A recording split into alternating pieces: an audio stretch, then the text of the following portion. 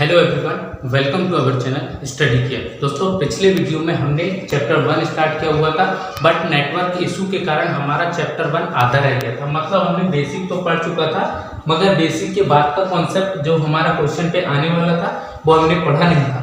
ठीक है ना। ये जो सारी चीज़ें थी ये हमारी हो चुकी थी, मगर हम आज आने वाले थे, मतलब कल ही आने वाले थे क्वेश्चन पर।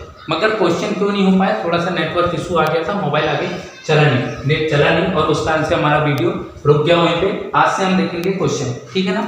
हमने सब कुछ देखा हुआ था, हमने देखा हुआ था लास्ट टाइम पे विभाजन के नियम, और विभाजन के नियम में मैंने आपको बताया था कि किन संख्याओं पे कैसे हम भाग दे सकते हैं, कि अगर कोई बड़ी संख्या आ गई और उसके फैक्टर हमें करना हो तो हम कैसे उन पर भाग दे सकते हैं। ठीक, चलो आज मैं लेके आया हूँ आपके लिए कुछ क्वेश्चन एक्सरसाइज के और साथ में एग्जांपल। मैंने पहले लिया हूँ उदाहरण नंबर 2 को। उदाहरण नंबर 2 क्या कहता है, चलो उदाहरण नंबर 2 को देख लेते हैं।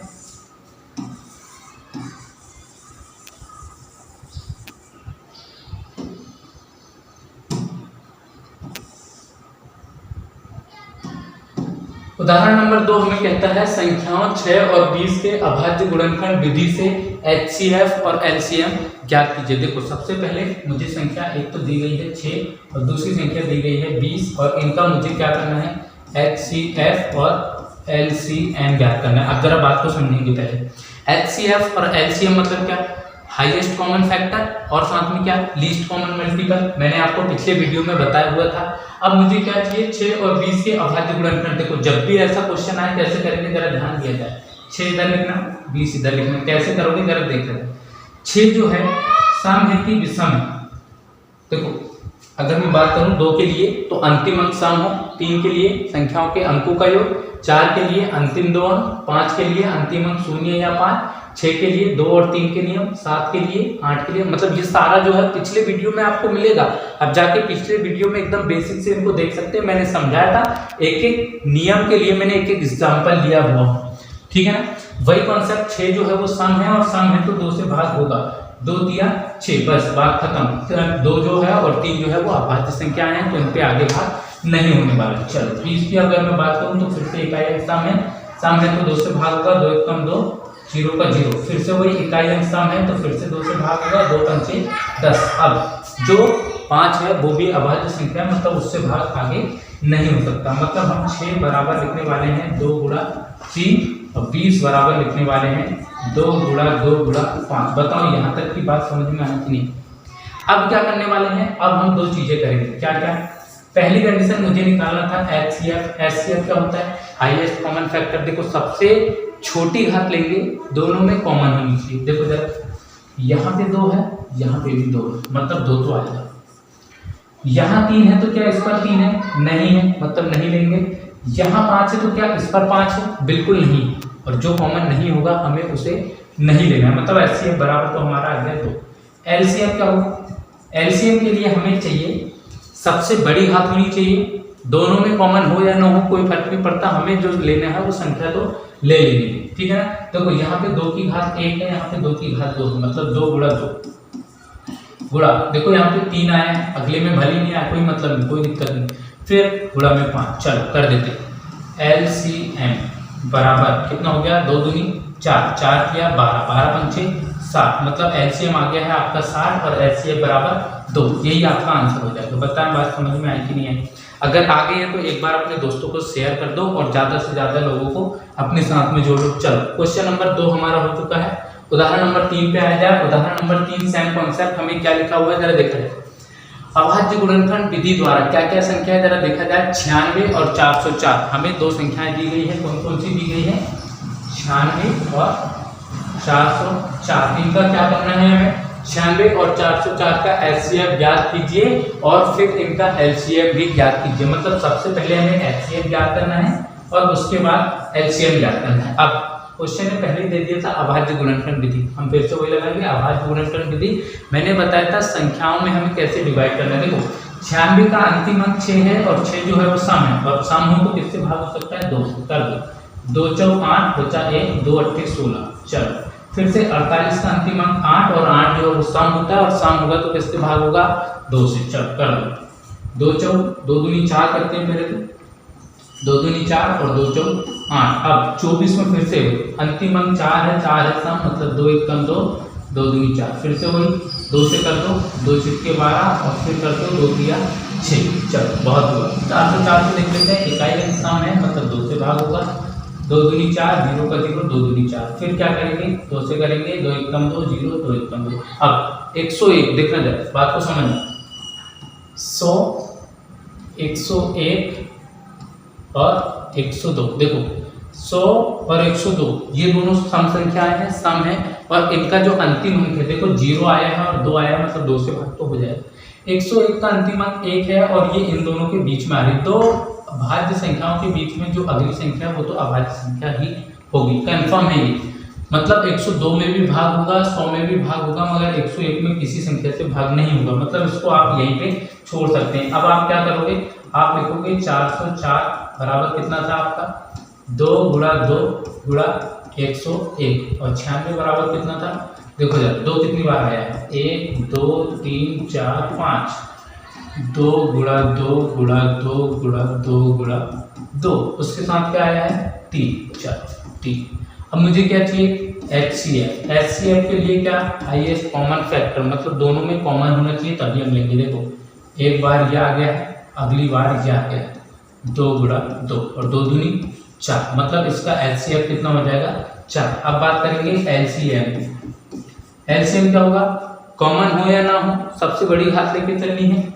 ये लो 1 गुणा 2 3 4 5, 2 गुणा 2 गुणा 2 गुणा 2 गुणा 2, उसके साथ में क्या है, उसके साथ में है गुणा 3, उसके साथ में क्या है 101। चलो देखो 2 दूनी 4, 4 दूनी 8, 8 दूनी 16, 16 दूनी 32 और 32 तिया 96, मतलब यहाँ तक आ गया है 96 गुणा 101। अब 101 और 96 का गुणा, ये लो 101 गुणा 96। चल कर दो, देखो छोटी संख्या बड़ी संख्या से नहीं आता, कोई प्रॉब्लम नहीं, छोटी संख्या से कर दो।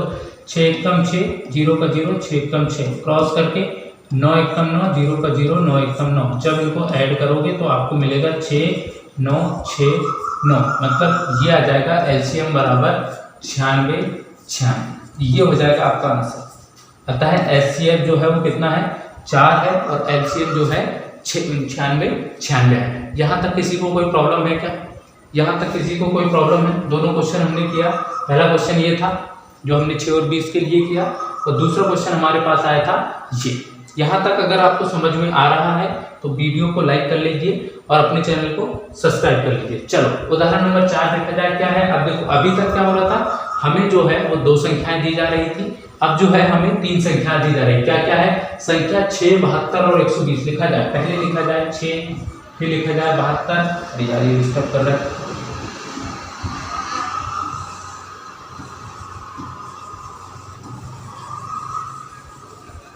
ये भी डिस्टर्ब कर रहा है।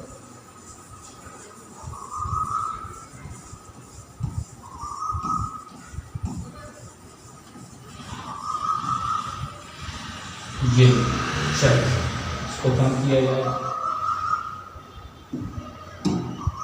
6 72 और 120, कलर नहीं दिख रहा होगा।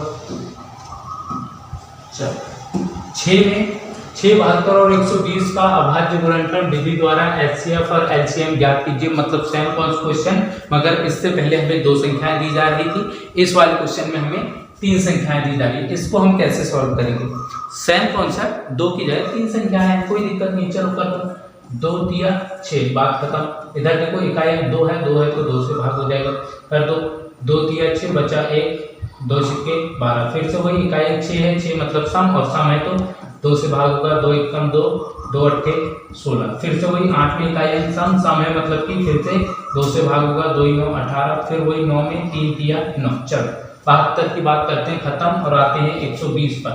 अच्छा 120 में इकाई अंक 0 है, मतलब सम है, और सम है तो किससे भाग होगा, 2 से, 2 छिक्के 12, 0 का 0। फिर से वही 30 में इकाई अंक, 60 में इकाई अंक जो है वो 0 है, और 0 जो होता है वो सम होता है, सम होता है तो 2 से भाग, 2 तिया 6 0। फिर से वही इकाई अंक, 2 कम 2, बचा 1, 2 पंचे 10। अब हो गया है विषम। 3 के लिए क्या था, संख्याओं के अंकों का योग, 5 और 1 6, मतलब 3 से भाग हो जाएगा, 3 5 15। चलो क्या लिखेंगे भैया जरा समझा जाए।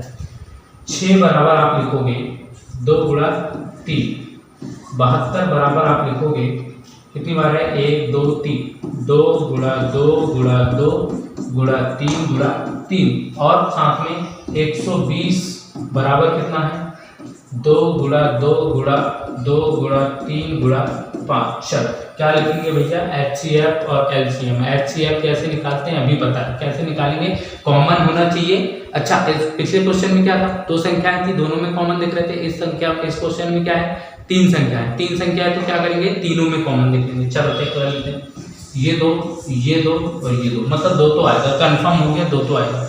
अच्छा 3 आ रहा है क्या दोनों में, ये देखो ये 3 है, ये 3 है और ये 3 है, मतलब गुणा 3 भी आएगा, और 2 तिया 6। चलो बात खत्म, 2 तिया 6। अब बात करेंगे LCM की। LCM कैसे निकालते हैं, चलो LCM के लिए हमें क्या करना है, सबसे बड़ी घात कॉमन हो या ना हो। चलो चेक कर लेते हैं, देखो 1 2 3 बार आ रहा है, इधर भी 1 2 3 बार आ रहा है, मतलब 2 गुणा 2 गुणा 2 गुणा, देखो 3 कितनी बार आ रहा है, 3 यहाँ पे 2 बार आ रहा है, 2 बार लिख लेंगे, 3 गुणा 3 गुणा 5 आ रहा है, 5 भी लिख दो, 0। चेक कर दो, देखो मैं ऐसे करूंगा, 5 दूनी 10, 10 दूनी 20, 20 दूनी 40, अब 40 है ना, 40 का 0 रख दो इधर, बचा है सिर्फ 4, 4 दिया 12 और 12 दिया 36, ये 0 तो पहले से लगा दिए थे, मतलब LCM जो आया है, LCM बराबर आ गया है 360, और यही अपना आंसर होगा। बताइए यहाँ तक की बात क्लियर है कि नहीं। उम्मीद है कि ये क्वेश्चन भी आपको समझ में आया होगा। अब चलते हैं हम एक्सरसाइज 1.1 पर। एक्सरसाइज 1.1 देख लेते हैं। एक्सरसाइज 1.1 का क्वेश्चन नंबर फर्स्ट, निम्नलिखित संख्याओं को अभाज्य गुणनखंड के गुणनफल के रूप में व्यक्त कीजिए। मतलब देखो जब थोड़ा सा काम आसान है, क्या आसान है वो बता देता हूँ। अभी तक हम क्या कर रहे थे, पहले अभाज्य गुणनखंड कर रहे थे और फिर LCM और HCF निकाल रहे थे। इस क्वेश्चन में आपको LCM HCF निकालने की जरूरत है नहीं, आपको कुछ नहीं करना है, जो संख्याएं हैं इनको सिर्फ अभाज्य गुणनखंड के रूप में कर देंगे। चलो मैं पहली ही संख्या ले लेता हूँ 140। देखो 5 क्वेश्चन है, 1 2 3 4 5, मैं कोई भी 2 क्वेश्चन बताऊंगा। 2 क्वेश्चन अगर मैंने कर दिए तो अगले 3 आपके होमवर्क रहेंगे, इसमें कोई प्रॉब्लम नहीं। होमवर्क आपको करना है, क्योंकि हमें 10वीं में इस बार कितने नंबर चाहिए भैया, 98 तो पहुंच चुके हैं, हमें कहाँ तक पहुंचना है, यहाँ तक। समझ में आ गई बात, एकदम 100, कोई दिक्कत नहीं, आ जाएंगे, हमें करना पड़ेगा। ये लो 140 मैंने पहली संख्या लिया हूँ, 140 में इकाई सम है, सम है तो किससे भाग होगा 2 से, 2 सत्ते 14, ये हो गया 0। चलो फिर से वही, 2 तिया 6 बचा 1, 2 पंचे 10, फिर से वही। अब देखो यहाँ पे क्या हुआ, इकाई अंक आ गया है 5, और 5 है तो किससे भाग हो रहा था, 5 से। कर दो, हो रहा था कि नहीं हो रहा था, चलो देख ही लो। ये लो कहाँ गया, ये लो, ये लिखा है संख्या का अंतिम अंक 0 या 5 हो, और 5 हो गया तो किससे भाग हो रहा था, मैंने बता दिया। चलो देखा जाए कहाँ गया क्वेश्चन, ये रहा। देखो 5 से भाग दिए, 5 7 35 और 7 तो ऑलरेडी अभाज्य संख्या, मतलब इससे ज्यादा जाएगा नहीं। क्या लिख देंगे, 140 बराबर है क्या है, 2 गुणा 2 गुणा 5 गुणा 7। एकदम कचरा क्वेश्चन, मजा आया कि नहीं आया। इससे इजी क्वेश्चन हो भी नहीं सकता, 10वीं में अगर आप पढ़ रहे हो तो इससे इजी क्वेश्चन हो भी नहीं सकता। भैया एक और कोई बता दो, कौन सा बता दो, ये बता दो बस, कौन सा बता दो, ये बता दो बस, बताएं। ये कर दूं क्या, थोड़ा सा बड़ा जाएगा, ये कर देता हूं, बाकी क्या आप देख रहे हैं। चलो 3825। चलो संख्याओं के अंतिम अंक। अच्छा इससे पहले देखो, मुझे तो पता है ये विषम हो गया, और विषम हो गया तो 2 से भाग बिल्कुल नहीं होने वाला, 2 से नहीं होगा तो मैं 3 से चेक कर सकता हूँ। देखो 3 और 2 5, 5 और 5 10, 10 और 8 18। क्या 18 में 3 से भाग होता है, जी बिल्कुल होता है, और 18 में 3 से भाग होता है, मतलब इस पूरी संख्या में 3 से भाग हो सकता है। देखो 3 एकम 3, 3 दूनी 6 बचा यहाँ 2, 3 7 21 बचा 1, 3 5 15। फिर से मैं चेक करने वाला हूँ, देखो जरा, 7 2 9 और 1 10, 10 और 5 15। फिर से हो जाएगा भैया, 15 में हो जाएगा 3 से, 3 4 12, 3 दूनी 6 बचा यहाँ पे 1, 3 5 15। फिर से चेक कर रहा हूँ, देखने जरा, 4 और 2 6, 6 5 11, बिल्कुल नहीं हुआ, बिल्कुल नहीं हुआ, 3 से नहीं हुआ, मतलब किससे कर देंगे, 5 से कर दो। 5 40 बचा 2, 25 25। अब फिर से इकाई 5 से कर दो, 5 एकम 5 बचा 3 5 7 35, 17 तो ऑलरेडी अभाज्य संख्या, मतलब इससे आगे इस संख्या में भी भाग नहीं हो रहा है। मतलब क्या लिख देंगे, हम लिख देंगे 3825 बराबर है किसके, बराबर है 3 गुणा 3 गुणा 5 गुणा 5 और गुणा 17। बताओ यहाँ तक की बातें क्लियर है कि नहीं। अब आगे चलेंगे और अब जो हमें क्वेश्चन मिलेंगे उन पर हमें एलसीएम और एचसीएफ ज्ञात करने लेंगे। उम्मीद है कि यहाँ तक का बिल्कुल आपका क्लियर होगा, और अगर क्लियर है तो अपने दोस्तों को जोड़ना ना भूलिए, ठीक है ना। चलो एक्सरसाइज 1.1 क्वेश्चन नंबर 2 क्या लिखा हुआ है पहले पढ़ेंगे, उसके बाद बात होगी।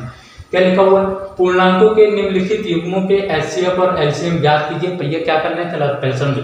देखो एचसीएफ आपको ज्ञात करना है और क्या ज्ञात करना है, एलसीएम। कैसे करेंगे जरा समझो जाए। लिखा हुआ है ज्ञात कीजिए तथा इनकी जांच कीजिए कि दो संख्याओं के गुणनफल बराबर एचसीएफ गुणा एलसीएम। भैया पहले बात को समझेंगे, एक फॉर्मूला आ रहा है और फॉर्मूला है नया। क्या है नया फॉर्मूला, लिखा जाए बिल्कुल एकदम नया है। दो संख्याओं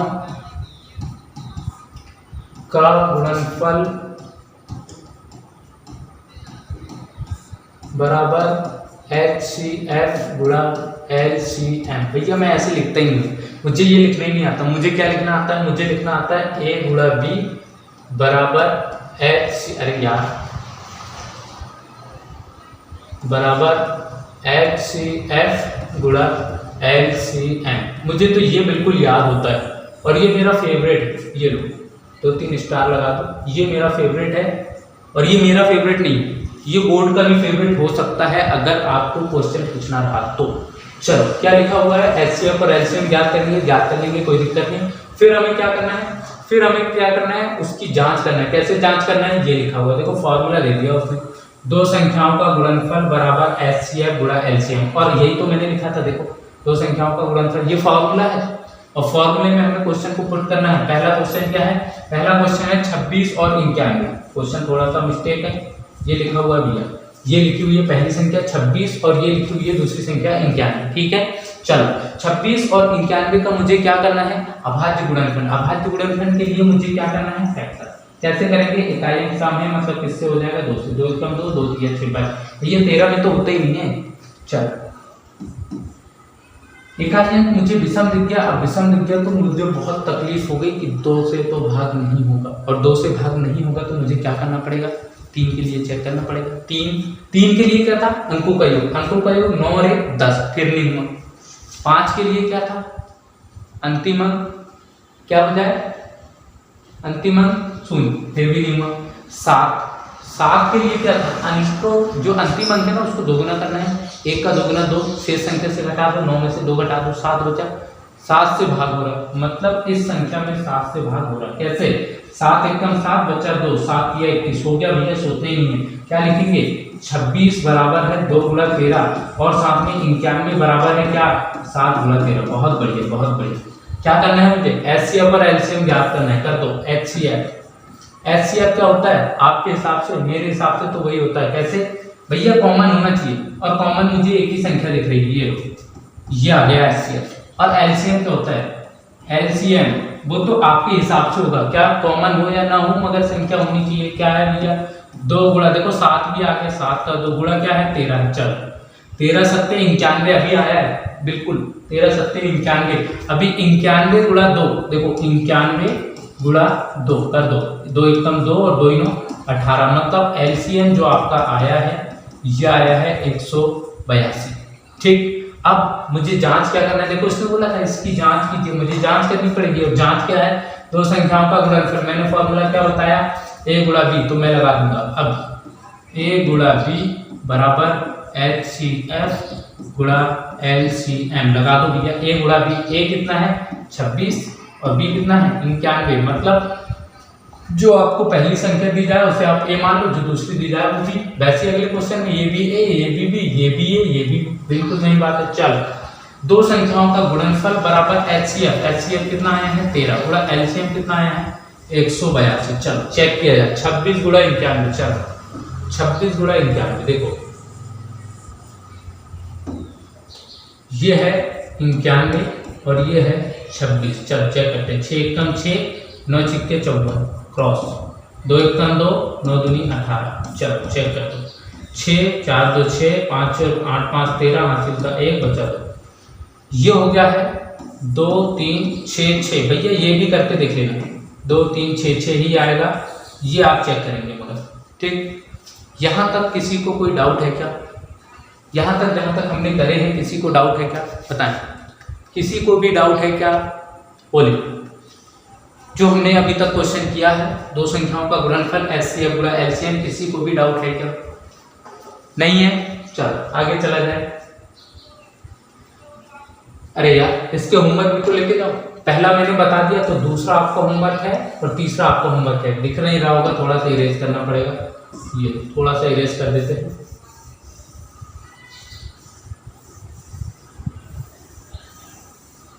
अब दिख रहा होगा एकदम क्लियर। चलो, एकदम क्लियर दिख रहा है तो ये क्वेश्चन आपका होमवर्क है और उसके साथ में ये वाला क्वेश्चन आपका होमवर्क। ठीक, 2 क्वेश्चन आपके होमवर्क हो गए। चलो लिखा जाए अगला क्वेश्चन, अभाज्य गुणनखंड विधि। अरे यार, यही क्वेश्चन, अभाज्य गुणनखंड विधि द्वारा निम्नलिखित पूर्णांकों के, फिर से वही कचरा काम, HCF और क्या करना भी है LCM। अरे रे, किस किस का करना है? 12 15 21 और 17 23 29 और 8 9 25। फिर से भैया एक क्वेश्चन बताएंगे, 2 क्वेश्चन घर ले जाओगे। एक क्वेश्चन कौन सा बताते पहला बता दूं? चलो पहला देखो, पहला क्वेश्चन है 12 15 और 21। चलो मुझे क्या करना है? अभाज्य गुणनखंड विधि द्वारा, मतलब मुझे इनके फैक्टर पहले करने हैं, उसके बाद क्या करूंगा, फिर मुझे इनका HCF ज्ञात करना है और LCM ज्ञात करना है। जब मैं HCF और LCM दोनों ज्ञात कर लूं तो मुझे बस इतने तो करना है। वो तो चेक करने वाला तो गया, पीछे गया। चलो चेक किया जाए। 2 सिक्के 12 और 2 तिया 6, खेला खत्म। 3 बचे 15, इधर 3 7 21। अरे यार बहुत ईजी, क्यों ईजी आ गया? 12 15 21 चेक किया जाए, चेक किया जाए, चेक किया जाए। 2 गुणा 3 इधर चेक किया जाए, 3 गुणा 5 इधर चेक किया जाए, 3 गुणा 7। बिल्कुल सही बात है भैया। मुझे क्या करना है? मुझे निकालना है HCF और LCM। HCF होता है हाईएस्ट कॉमन फैक्टर और LCM होता है लीस्ट कॉमन मल्टीपल। दोनों की बात हो चुकी है और बात अगर हो चुकी है तो निकालना भी हम सीख चुके थे। HCF कैसे निकालते थे भैया? कॉमन होना चाहिए, सबसे छोटी घात में होना चाहिए। देखो 3 है और 3 है, मतलब 3 आएगा। 2 नहीं है, अगले में 5 है तो अगले में नहीं है, 7 है तो इन 2 में नहीं है, मतलब कि 3 ही है। LCM क्या है? कॉमन हो या ना हो, मगर क्या होना चाहिए? होना चाहिए। सभी में हो कोई प्रॉब्लम नहीं, एक में हो कोई प्रॉब्लम नहीं, सबसे बड़ी गैप के साथ। सबसे बड़ी घात मतलब 2 गुणा 2, फिर गुणा 3 गुणा 5 गुणा 7। अब गुणा करेंगे, गुणा कैसे करेंगे? मुझे तो ऐसा आता है, देखो 5 दूनी 10, 10 दूनी 20, 20 का 0 छोड़ो, इधर बचा है 2, 2 तिया 6 और 6 सत्ते 42। बताओ यहाँ तक समझ में आया कि नहीं आया? इधर लिखना पड़ेगा भैया LCM। उम्मीद है कि आपको ये क्वेश्चन भी बहुत जबरदस्त एकदम समझ में आ गया हो। अगला क्वेश्चन देखा। अच्छा, इसके भी होमवर्क लेके जाओ, ये वाला भी आपका होमवर्क है और ये वाला। अच्छा ये तो मैंने करा दिया, ये होमवर्क है और ये होमवर्क। अच्छा ये क्वेश्चन में कुछ करना ही नहीं है, ये वाला तो मैं बताऊंगा भैया आखिरी, जिस दिन आखिरी दिन होगा ना उस दिन बताएंगे वाला क्वेश्चन। चलो ये लो, चौथा क्वेश्चन क्या है? HCF जो 306 और 657 है उसका 9 है और LCM अपने को 306 और 657 का ज्ञात करना है। अब भैया ये क्वेश्चन थोड़ा सा आपको थोड़ा सा परेशान कर सकता है, मगर मैं परेशान होने नहीं दूंगा। कैसे है क्वेश्चन जरा देखा जाए। क्वेश्चन में दिया क्या है? पहले दिया है जो उसे लिख लेते हैं। HCF दिया हुआ है, क्या दिया हुआ है HCF पहले चेक कर लेते हैं।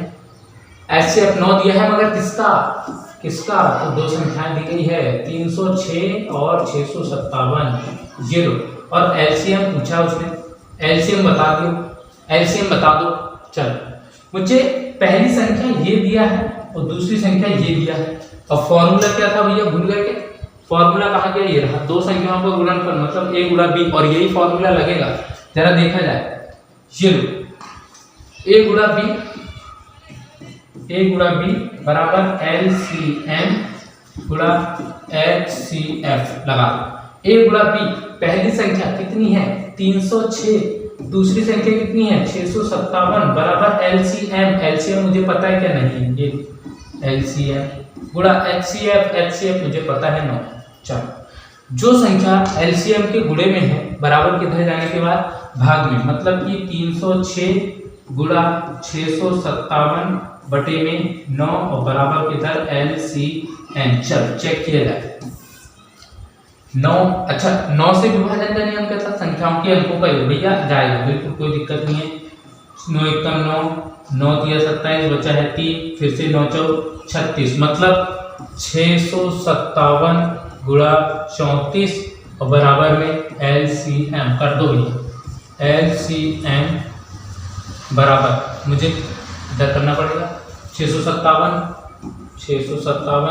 गुणा कितना है 34 कर दो। देखो 4 सत्ते 28 बचा है 2, 4 पंचे 20 और 2 22 बचा है 2, 4 3 24 और 2 26 गुणा इधर देखो 3 साते 21 बचा है 2, 3 पचे 15 और 2 17 बचा है 1, 3 6 18 और 1 19। चेक किया जाए 8 2 और 1 3, फिर 6 और 7 13 हासिल का 1, 9 2 11 और 1 12 हासिल का 1, 1 और 1 मिलके 2। ये कहाँ गया ये रहा 22 33 8। ये हो जाएगा इसका एलसीएम। क्या किए पहले क्या किए, क्वेश्चन में जो दिया था वो हमें एचसीएफ दिया था, एचसीएफ दिया है और हमें क्या बोला था एलसीएम निकालना। कैसे दिया है, हमने माना पहली संख्या ए है दूसरी संख्या बी है। फॉर्मूला क्या था भैया, फॉर्मूला याद करना पड़ेगा, फॉर्मूला बहुत खतरनाक। ए गुणा बी इससे टफ फॉर्मूला है ही नहीं, सबसे टफ है ना। ए गुणा बी बराबर एलसीएम गुणा एचसीएफ। क्या किया, ए की वैल्यू ये थी, बी की वैल्यू, ए गुणा बी बराबर एलसीएम कहाँ गया भैया, था ही नहीं इसलिए वही लिख दिए। एचसीएफ ये रहा ना, जो संख्या इधर गुणा में थी बराबर इधर लेके आए भाग में, बस भाग दिया, फिर वही दो संख्या आई उनका गुणा कर दिया, जो आया वही आपका आंसर। बताएं समझ में आया कि नहीं आया। बहुत इजी क्वेश्चन, फॉर्मूला भी इजी, कोई ज्यादा डरने की बात है नहीं।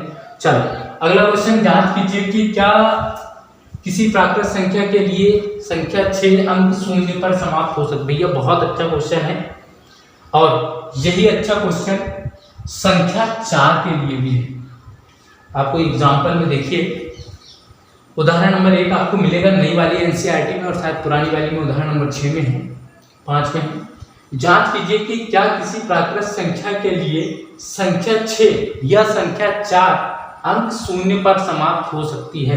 देखो जरा मेरी बात सुनेंगे, 6 की घात n ऐसे लिखा होता है, कहाँ गया संख्या 6 की घात n होना चाहिए, 6 की घात n होगा, जरा देखा 6 की घात n होना चाहिए।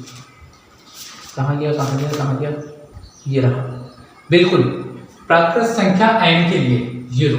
यहाँ पे थोड़ा सा क्वेश्चन एरर है।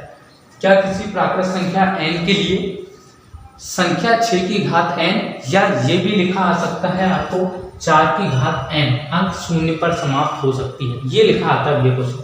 अच्छा प्राकृत संख्या क्या होती है, जरा बात को समझेंगे। प्राकृत संख्या कैसे पढ़े, प्राकृत संख्या जिनकी हम काउंटिंग कर सकते थे, कहाँ पढ़ा था भैया, जरा देखा जाए प्राकृत संख्या कहानी, प्राकृत संख्या निकाला जाए, ये थी प्राकृत संख्या। क्या थी, 1 2 3 4 5, ये वही लगा देंगे एकदम। कहाँ गया ये। चल प्राकृत संख्या थी हमारे पास 1 2 3 4 5 6, यही रहते थे। अच्छा n की वैल्यू अगर देखो, प्राकृत संख्या n बोला है ना, नेचुरल नंबर, तो 1 2 3 4 5 6 ये कंटिन्यू चलेगा, और कंटिन्यू चलेगा मतलब 6 की घात कभी 1 होगी, कभी 2 होगी, कभी 3 होगी, कभी 4 होगी, कभी 5, ऐसी तो होगी। और अगर ऐसे होगी तो मैं इसको क्या लिख सकता हूँ, 6 की घात वही रहेगा 6 कम 6। अच्छा 6 की घात तो हो जाए मतलब 6 गुणा 6, और 6 कितना होता है, 36 होता है, 6 36। अच्छा 6 की घात 3 मतलब 6 गुणा 6 और 6 से तो 36 हो गया था, 36 का भी गुणा 6 से करना, ये 36 गुणा 6 कर दो, 6 36 बचा है 3, 6 3 18 और 3 21, मतलब 6 की घात 3 जब होगा तो हो जाएगा 216। अच्छा 6 की घात 4 कैसे होगा, 6 गुणा 6 ऐसे तो होगा। अब देखो 3 घात जब थी तब 216 था, यहाँ तक थोड़ा 6 और करना पड़ेगा, कर दो गुणा 6 और कर दो गुणा 6 जब हम करेंगे तो 6 6 36 बचेगा 3, 6 कम 6 और 3 9 और 6 दूनी 12, ये हो गया 1296। अब जरा एक बात तो आप समझेंगे, जब घात 1 थी तब 6 में इकाई अंक 6 आया, जब घात 2 थी तब भी इकाई अंक 6, जब घात 3 थी तब भी इकाई अंक 6, और जब घात 4 थी तब भी इकाई अंक 6। इसका मतलब ये है कि 6 की घात n अगर हो और वो प्राकृत संख्या के रूप में हो तो ऐसी कोई संख्या बनी ही नहीं है जिसके लिए जो 6 की घात n है वो संख्या शून्य पर समाप्त हो। क्या लिख देंगे, चलो लिखना पड़ेगा, थोड़ा सा लिखना पड़ेगा।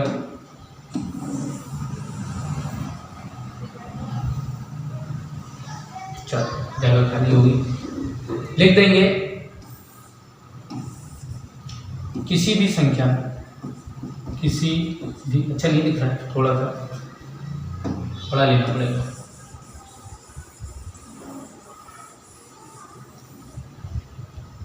ये किसी भी संख्या के शून्य पर समाप्त होने के लिए क्या होना चाहिए, किसी भी संख्या के शून्य के समाप्त होने के लिए एक कंडीशन आएगी कि उसका गुणज 10 हो और 10 हो, इसका मतलब उसके गुणनखंड क्या हो जाए, के लिए उसके गुणनखंड ऐसे लिख देते हैं, उसके गुणनखंड क्या हो जाए, या तो 2 हो, अच्छा साथ में 5 हो, 2 और 5 हो, ऐसे लिखेंगे भैया, ऐसे लिखेंगे, लफड़ा हो जाएगा, 2 और 5 हो, 0 मतलब 10 जो भी संख्या होगी हमारे पास उसका अंतिम अंक 0 हो, मतलब 10 का गुणज हो, और 10 का गुणज हो मतलब कि या तो वो उस संख्या में 2 और 5 दोनों गुणनखंड आए। मगर अगर मैं 6 के फैक्टर करता हूं तो 6 के फैक्टर निकल के आ रहे थे 2 गुणा 3, कैसे, 2 3 6, देखो 2 तो आ गया, कोई प्रॉब्लम नहीं, 5 नहीं आ पाया भैया, और 5 नहीं आने के कारण ये संख्या जो है वो कभी शून्य पर समाप्त नहीं होगी। मैं बोल देता हूं जो ये 6 की घात n थी, 6 की घात n पर 6 के गुणनखंड जो हमारे पास निकले हैं वो 2 गुणा 3 निकले हैं, 2 गुणा 3 है, और मैं बोल देता हूं कि 2 तो 6 पर है, 2 तो 6 का गुणनखंड है, लेकिन क्या नहीं है भैया, लेकिन 5 नहीं है, और 5 नहीं है इसीलिए ऐसे बनाते हैं, इसीलिए ध्यान रखना, ये चूंकि होगा और ये इसीलिए होगा, इसीलिए 6 की घात n कभी शून्य पर समाप्त नहीं होगा। बात खत्म, 0 पहला खत्म किया जाए। क्या लिखा था, 6 की घात n हो या 4 की घात n हो, ये किसी भी प्राकृत संख्या n के लिए कहाँ पे समाप्त हो जाए, 0 पे समाप्त हो जाए। 0 पे समाप्त होने के लिए कंडीशन क्या है, 0 पे समाप्त होने के लिए कंडीशन है कि 2 और 5 उसके गुणनखंड हो, 2 और 5 अगर उसके गुणनखंड होंगे तो 0 पे समाप्त होगा। मगर क्वेश्चन के अकॉर्डिंग अगर मैं 6 के गुणनखंड करूं तो मेरे पास 6 के गुणनखंड निकल के आ रहे हैं 2 और 3, 2 और 3 में 2 तो आगे कोई प्रॉब्लम नहीं थी, मगर 5 नहीं आ पाया, और अगर 5 नहीं आ पाया तो आप क्या लिखेंगे, भैया ये संख्या कभी भी 0 पे समाप्त नहीं होने वाली है। अरे बाबा, चलो अगला क्वेश्चन देखा जाए। अगला क्वेश्चन एकदम जबरदस्त, इस क्वेश्चन को करेंगे और आज की क्लास करते हैं खत्म। क्या लिखा हुआ है जरा पढ़ा जाए। किसी खेल के मैदान के चारों ओर एक वृत्ताकार पथ है, भैया एक वृत्त बनाना पड़ेगा, वृत्त बना दो। ये अरे यार ये ब्लैक क्यों बनता है, ब्लैक ही बनेगा, चलो चेक करेंगे भैया ब्लैक क्यों बन रहा है। अच्छा फिल का ऑप्शन आ गया, ग्रीन फिल कर दो। हाँ बिल्कुल जबरदस्त एकदम काम हो गया। इसके अंदर बनाएंगे, अच्छा इसको बड़ा किया जाएगा ये। अब इसके अंदर एक और बनाएंगे ये, अरे यार इधर इसको इधर लेके आओ। और ये अगर मैदान है तो इस पर कलर होना चाहिए, और कलर कौन सा कर दें, ये मैदान है तो इस पर कलर होना चाहिए, और कलर आपकी चॉइस का होगा, और कलर होगा एकदम मिट्टी कलर। ये बिल्कुल भैया मजा आ गया। चलो अब क्या है, किसी मैदान के चारों ओर एक वृत्ताकार पथ है। भैया अरे यार ये तो गलत हो गया ना, हमारा मिट्टी होनी चाहिए थी बाहर पथ में, और होना चाहिए मैदान में भी। चलो कोई बात नहीं, बना देंगे, अगले क्वेश्चन मिलेंगे। मैदान के चारों ओर एक वृत्ताकार पाथ है भैया, जो हरे कलर से दिख रहा है वो पाथ है, समझ जाओ। इस मैदान का एक चक्कर लगाने में सोनिया को 18 मिनट लगते हैं। कोई सोनिया नाम की लड़की है और सोनिया चल रही है यहाँ से, ये ऐसे लिखेंगे शून्य लिखना मुझे नहीं आता है, जो शून्य होगी वो समझ जाएगी। सोनिया को कितना मिनट लग रहा है भैया? सोनिया को लग रहा है इतने मिनट। कितने मिनट? 18 मिनट। चलो, जबकि इसी मैदान का एक चक्कर लगाने में रवि, अरे ये रवि तो मेरा फ्रेंड है, ये रवि को कितना लग रहा है? रवि को कितना लग रहा है भैया? रवि अच्छा लगता है, 12 मिनट लग रहा है। ये रवि को 12 मिनट लगते हैं। मान लीजिए कि वे दोनों एक स्थान और एक ही समय पर प्रारंभ करते हैं। भैया यहाँ से चलना प्रारंभ किए हैं, ये रवि चल रहा है, ये शून्य चल रही है। रवि चलेगा थोड़ा तेज, शून्य चलेगी थोड़ी स्लो। फिर वही रवि जब घूम के आ जाएगा, शून्य उसके पीछे पीछे आएगी। क्या बोला है? चलना प्रारंभ करते हैं, करके एक ही दिशा में चलते हैं। भैया एक साथ चलना है, कोई दिक्कत नहीं। कितने समय बाद पुनः प्रारंभिक स्थान पर मिलेंगे? मतलब यहाँ पे मिलेंगे भैया। एक बहुत जबरदस्त चीज, अगर क्वेश्चन मिले कब वो मिलेंगे, या क्वेश्चन आए कि आपका वो लगा हुआ है, अलार्म सेट है, पहला 9:10 पे बजता है, दूसरा 9:15 पे बजता है, तीसरा 9:20 पे बजता है। या आ सकता है कि कोई मंदिर है, मंदिर में घंटा लटका हुआ है, वो बज रहा है, पहला 8:30 पे बज रहा है, फिर 9 पे बज रहा है, फिर 9:30 पे, फिर 3 घंटे एक साथ कब बजेंगे?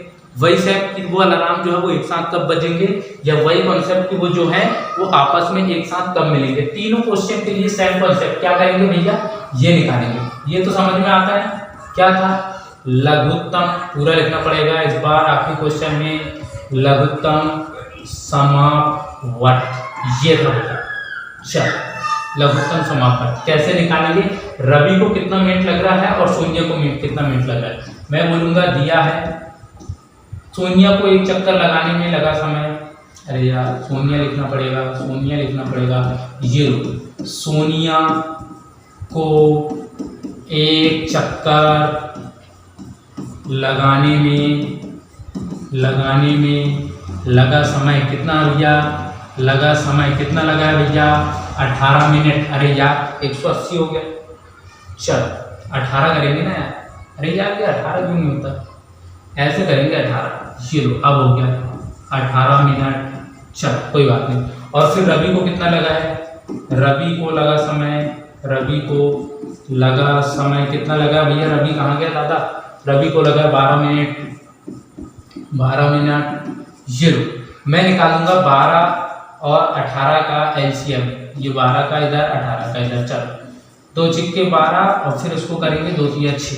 ये हो जाएगा 2 9 18 और ये हो जाएगा 3 किया 9। चल 12 बराबर है मेरे पास 2 गुणा 2 गुणा 3 और 18 बराबर है 2 गुणा 3 गुणा 3। भैया एलसीएम कैसे निकालते हैं? एलसीएम निकालने के लिए मैंने आपको बताया था कि दोनों में कॉमन हो या ना हो मगर सबसे बड़ी घात। अगर दोनों में कॉमन हो या ना हो मगर सबसे बड़ी घात हो तो देखेंगे 2 गुणा 2 है, लगा दो 2 गुणा 2 गुणा 3 गुणा 3 है, 3 गुणा 3 लगा दो। चलो 3 दिया 9, 9 दूनी 18, 18 दूनी 36। एलसीएम बराबर कितना आ गया है? 36। अब ये जो आया देखो जरा इधर देखा जाए, कहाँ गया?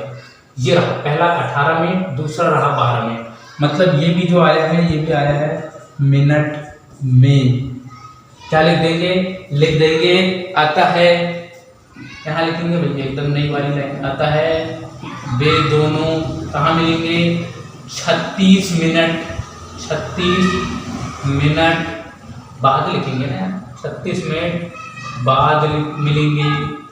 ये लो मिलेंगे। ये हो गया भैया क्वेश्चन। बताएं समझ में आएगी नहीं?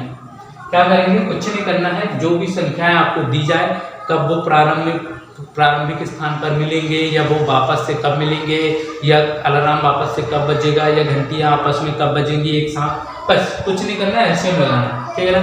Thank you very much. Rice institute YouTube पे अगर आप चैनल देखोगे तो आपको मिल जाएगा स्टडी किया के नाम से। स्टडी किया जैसे मिल जाए आपको तो पहला भैया आप सब्सक्राइब कर लें, दूसरा शेयर कर लें, और क्या कर लें? और लाइक भी कर दो, कोई प्रॉब्लम नहीं है। और फिर क्या कर दो, जो भी अपने क्लासमेट होंगे ना भैया, क्लासमेट होंगे ना, उनको एकदम बता देना कि एकदम गजब तरीके से मैथ्स